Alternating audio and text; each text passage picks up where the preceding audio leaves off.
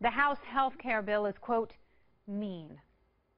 That's according to President Trump, who reportedly told a group of Senate Republicans to come up with something more generous.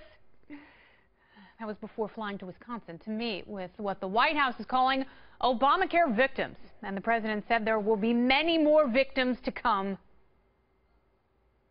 Nationwide, 1 in 3 U.S. counties have only a single insurer, and many of those insurers, as you know, have announced that they're leaving. Obamacare has been broken, and it's been a broken promise. He's right. You don't even have to exaggerate. It's awful. But how much worse could it get? The New York Times reporting that by next year, 45% of U.S. counties will have either one or no insurer options. That has some state governments in fear of a total health care collapse.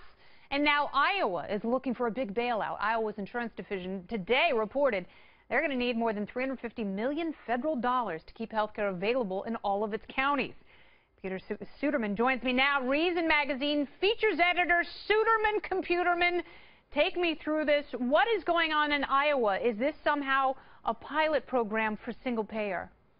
I wouldn't call it that. What I would call it is a bailout for insurance companies under Obamacare. Basically, what has happened is that, remember when Obamacare was sold, one of the big pitches that President Obama made at the time was that you'd have a lot of choice, that you'd be able to go online and shop for insurance, that it'd be like going to a travel site and picking a hotel or plane tickets. And that really hasn't worked out, in part because insurers have dropped out of this program. They have dropped out of exchanges throughout the country. Now, it looks like about 45 counties.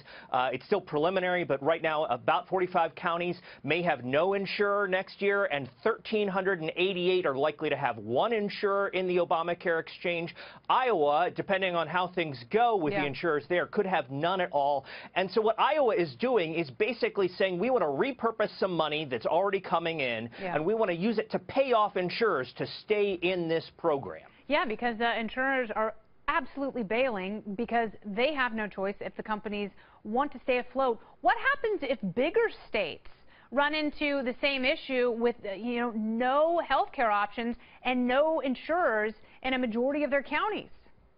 I think that what we're going to see happen in a lot of these states is that they're going to start looking for unusual solutions, like we're seeing in Iowa. This is one that they're having to ask Washington to repurpose all of this money. They're having to get permission. This is really a kind of an emergency backstop, and you do see Congress, members of Congress, looking to talking about perhaps allowing some of these things to go through, or perhaps even Congress voting to pay off insurers at the federal level and just make that happen. I mean, part of the issue right now is that the Obama administration was making illegal payments to insurers under Obamacare, payments that weren't authorized according to a federal judge. The Trump administration has continued to make those payments so far, but Donald Trump has also said that that he may not continue to make those payments. And so all of this is kind of part of the negotiations over the American Health Care Act, the GOP bill